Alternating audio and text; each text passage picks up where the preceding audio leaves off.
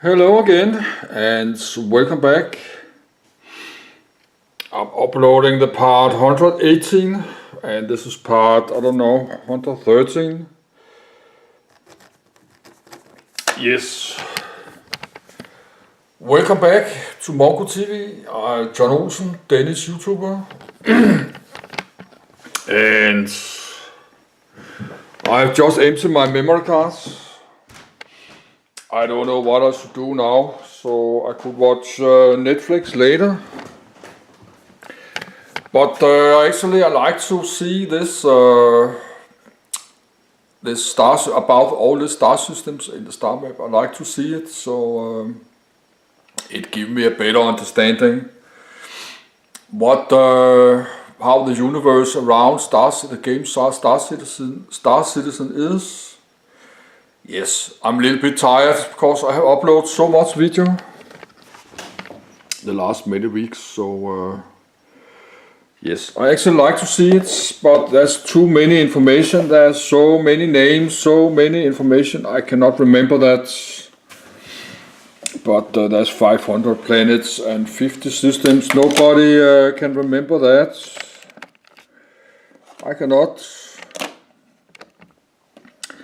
But I think I will continue watch a bit.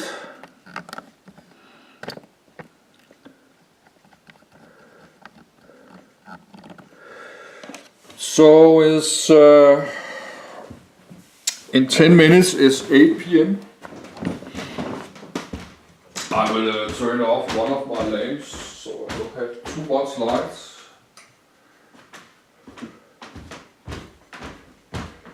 Yes, let's just continue. That's maybe not the most interesting videos, but I like to watch this. And I don't know what I should do now. I could watch Netflix, but why I should do that? I can do that later.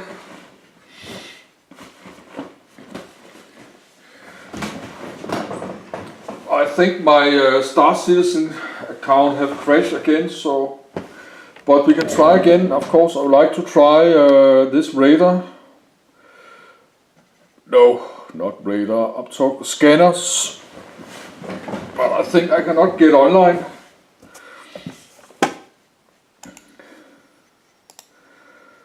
I have to wait for tomorrow. But let's try again. We never know. We never know if I can get back online. I just have, that was half an hour ago I tried.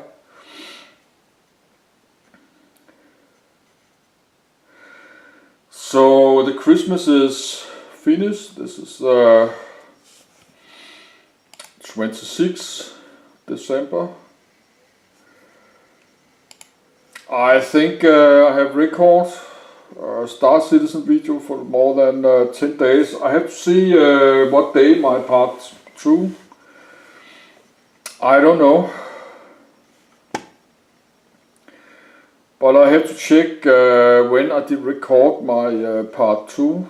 I think that must be like 10 days ago, so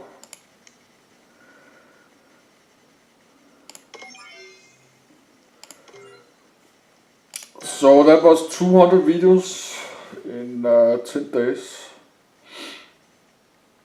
But that could be 2 weeks ago. I don't know, I have to check that.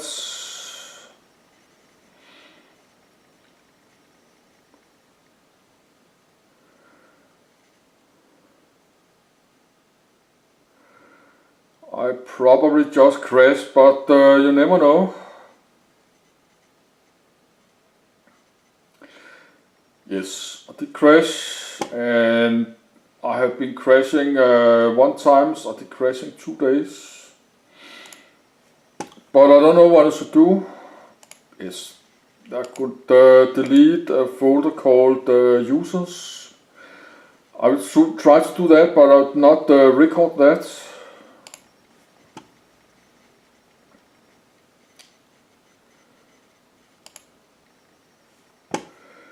Yes.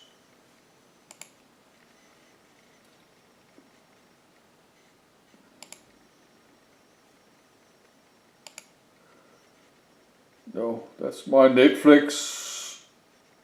I don't need that open. But the next star system is Corel. And this is video number 27 of 54.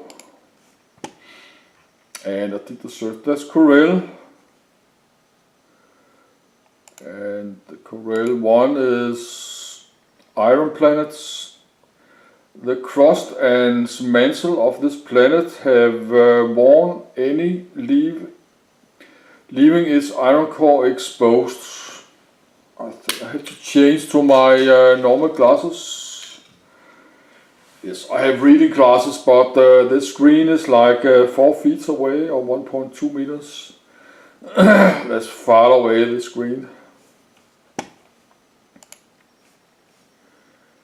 That's Corel number 2. Terrestrial rocky. A coreless world with no atmosphere. UEE survive of coral have shown potential mineable resources through the cost of exploring the possibility.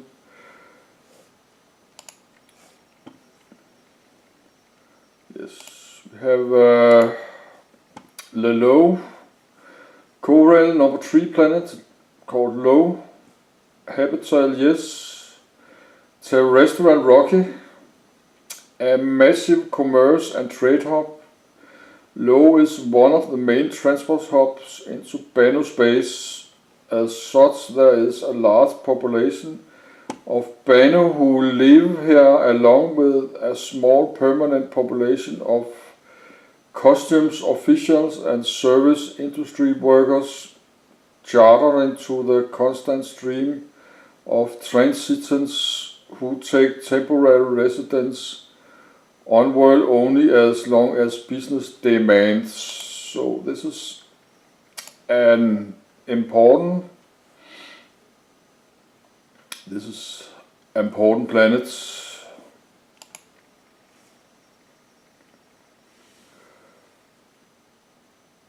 And we have the Castor.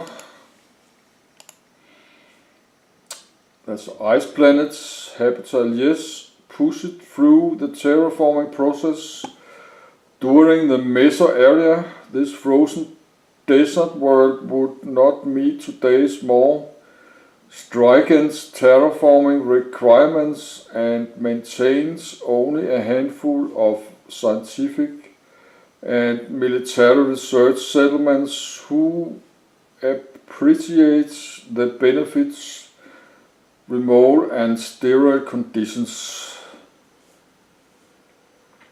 That's the Castor. They have 2 planets with habitable.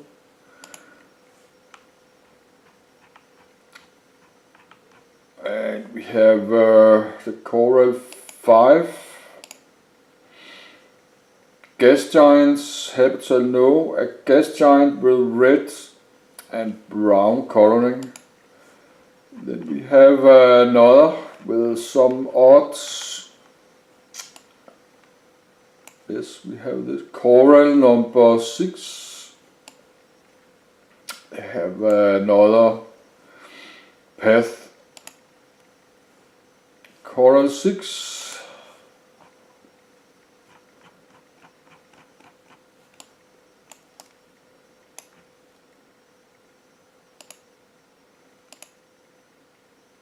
It's a protoplanet, habitat no.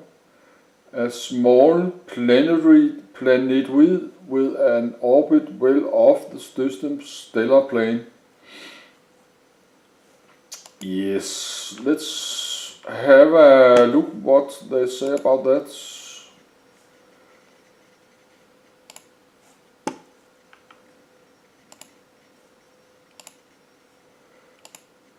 The coral systems, and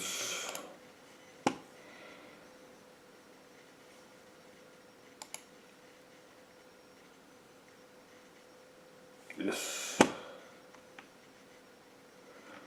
and I'm looking for King Conquer will get online and sit a row so I can get a break from this.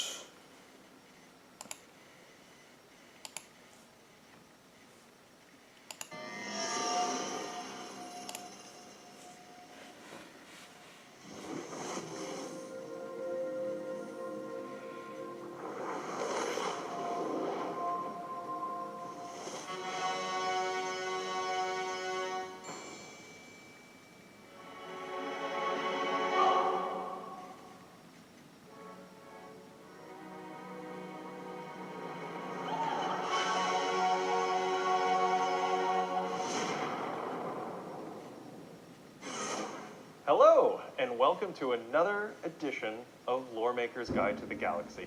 I'm your host for this week, senior writer Will Weisbaum, and for those of you joining us for the first time, Lore Maker's Guide to the Galaxy is where us, the Lore Makers, get to give you an inside look into all of the many wonderful systems that are in Star Citizen. Talking about the planets that you can find, talking about the lore and history, and bringing them all together for fun and entertainment. Let's head over now to the Starmap, which is one of Star Citizen's best features, where you get to explore the entire empire of the UE and beyond. Right now we're looking at Earth, and from there we're heading today to the system of Coral, where we will explore some of the unique traits of our empire mingling with the Banu. So let's head there now using our handy dandy route. Oh, let's do a route. I always want to do a route from Earth to Coral. Coral. And then we're gonna, let's say I have a large ship because I'm a trader, and if I'm heading to Coral, I'm going to want to sell some stuff, you know.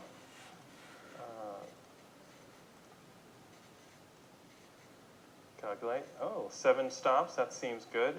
It's a lot more flying, 193 AU, so I'm going to eat up fuel on that end. But I think the lack of jumps is really going to save me money in the long run. So let's do that. And it just zoomed into the sun.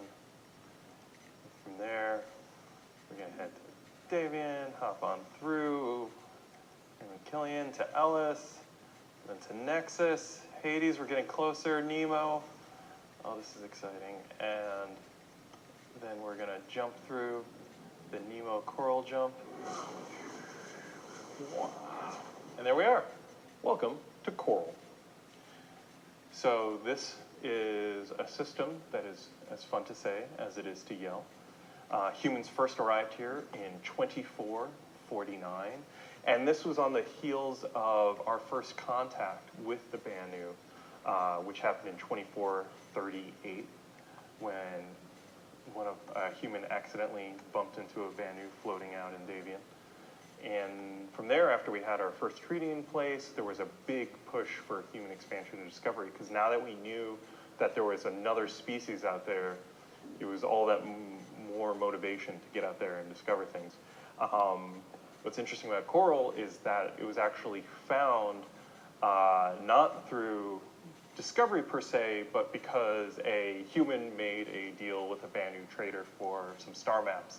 And this was one of the interesting pieces of information that he gleaned from it. And so humanity rushed into Coral, and while there was Banu presence here, it wasn't that heavy. They were using the system mostly for transit, and there was a few guilds set up here doing stuff, but it was relatively untouched. None of the planets were naturally habitable, and the Banu hadn't terraformed them yet. So the humans arrived and sort of claimed it for themselves. There was a little bit of tentativeness when we first got in there about, like, will the Banu be cool with this? But the Banu were basically like, can we still trade here? The humans were like, yeah. And the Banu were like, it's cool. Like, they sold us, like, the streamers that we used at the ceremony when we claimed it. It was a lot of fun. So there are 6 planets in Coral. Can I see all of them? Let me zoom out. And we got that fun little woggly one of Coral 6. We'll get to that in a second. We'll start. The sun as a G4 main sequence. And the system is really known for being the main trade lane between the UEE and the Banu systems. Because if you head out from here, you can see that it's connected. Oh, on the wrong page, display. There we go. We can check out here all the fancy trade routes, and you can see that Coral's hooked into Gedin, which is the Banu system, and from there it goes back out. So all this trade just comes barging in through the system. And because of that, very early on, the UNE established kind of a checkpoint here back in the early days. And because while it wasn't as much of a concern of what the humans were sending into Banu space, it was much more of a concern of what the Banu were sending our way. There was a bit of an issue early on with slave trade coming in through Coral, and the UNE quickly tried to put a stop with that. The Banu having kind of different feelings towards slavery. They view it as indentured servitude, you know, because you can always buy your way out. But humans were still a little uncomfortable with it at the time, and remain so to this day. Now, when the humans started settling in here en masse, one of the things that came along with it were Banus who were looking specifically to learn how to trade better with humans. So, like Banu trade guilds that specialized in human trade. So they started getting an idea of what were the products from Banu space that humans were interested in buying. And some of the very earliest Banu ships to ever be retrofitted for human use came out of Coral. The main attraction point, the main thing that people come to visit is Coral 3, also known as Lo. It is a terrestrial rocky planet that was terraformed early on. And it has UEE representation nowadays. And the people who live here are mostly people who serve the trade industry. And that's both humans and the Banu. So you got tons of Banu trade guilds, or Suli is their term for it, and they surround in these kind of large frontier type settlements that can vary in size pretty drastically from just a few people all the way up to the biggest city, which is New Junction. New Junction was formed after the old city, which was really just called Junction, burned down, and they rebuilt, and we got New Junction out of it. It's got places for repairing your ship, it's got a ton of storage warehouses, it's got TDDs, it's got trade points, and it's got a ton of custom houses. There are large lines every day as the UE processes tons and tons of cargo moving through the system, and it's kind of notorious for sometimes having to wait and fill out the paperwork, and a lot of ships have to get scanned just to make sure that everything's kosher coming in. And around that, a lot of entertainment stuff has sprung up to entertain people as they're waiting in New Junction to get their stuff processed, as well as maybe they've been on the long haul and this is their first time back in human space after a long time in Banu space. And so there's this kind of interesting mix of Banu and human entertainment that's sprung up here, places to drink and watch a show and spend a comfortable night, as well as, you know, with like, it's one of the warmer spots on the planet, so that sweltering heat and like dust can really get to you. So having a nice long cool drink is something that you would hunt down with quite eagerly. And so yeah, the UE has tried to stop smuggling into the Empire and have a pretty big presence here, but they're kind of focused. So you still have a lot of crime happening here in the outskirts of the planet, and with this many ships coming in, things go awry. And it seems sometimes that the UE have focused more on the economic issues than really the crime issues in the area, so you have to kind of keep your wits about you as you go here.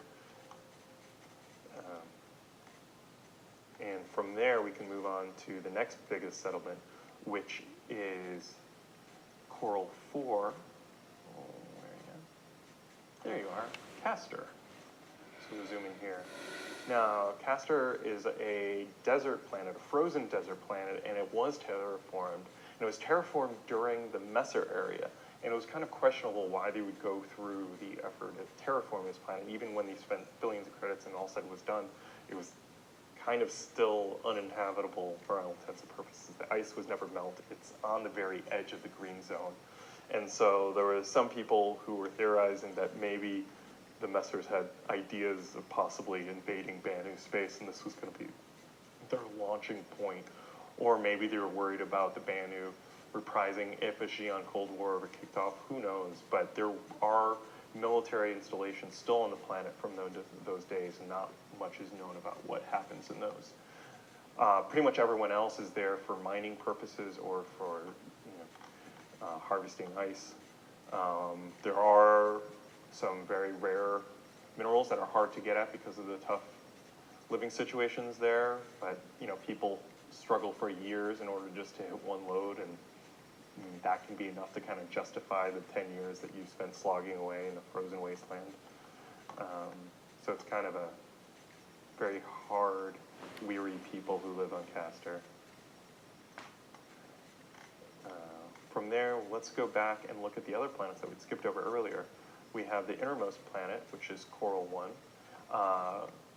Coral is an iron planet. It was started off as kind of a rocky world, very close to the sun, and over a bunch of collisions and other things happened and blasted away its surface till just the iron core remained, and that kind of solidified as it was exposed. And so now you have this very interesting smooth iron landscape, which some people use to get iron, but there's cheaper sources of iron available. From there we can go to Coral 2, which is kind of funnily enough the opposite of Coral 1. Coral 1 is all core, Coral 2 has no core. I was trying to think of a Falcor joke there, but it didn't happen.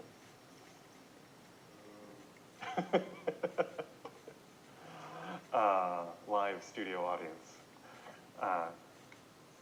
So Coral 2 has no core and has no magnetic field as well without a core, so it's got no atmosphere, has been blasted away, and the surface, though, has still a good amount of mineral deposits remaining.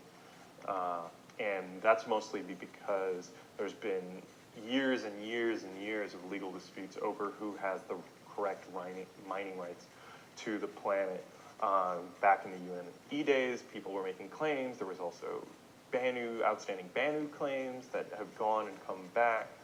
Kind of interesting things as Banu have traded the rights. It's gotten more complicated as generations have come and gone, since there's no usually continual line with the Banu. And then also you have the complication of when the Messers swept into the system and they tried to take back, and then when the Messers dissolved, there was an argument that those rights should revert to the original owners and blah, blah, blah. So huge complications. So people are expecting that hopefully it might revert back to the government for a new resale in a year, and results are still pending on that. Coral 5, which is located all the way out here, is pretty much your standard gas giant's massive red and brown planet that has some gas harvesting. And we have also Coral 6, which has this funky, odd orbit. Look at that, totally off the wall. It's so distant and stuff that pretty much it has very little contact, other than somewhat of a reputation for being a bit of a smuggler's paradise who operate out of the trade lanes and come up here to store their goods and take advantage of all the trade. Now, a couple other points as we come to the end of Coral System. Not only is it known for its trade, it's been the starting point for a couple big businesses in the Empire. Probably the most well-known is Big Benny's got its start, actually, way back in the days before it was bought up by Terra Mills. It started off on low. Benicio Lewis Jr.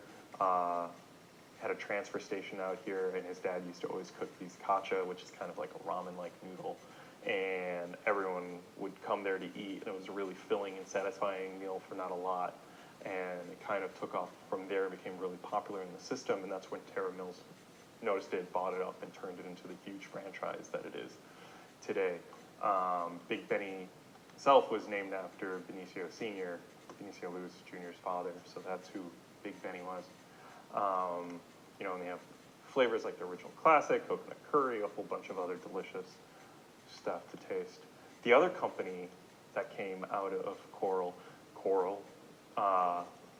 was Store All, which is one of the big cargo container companies. It started in 2745.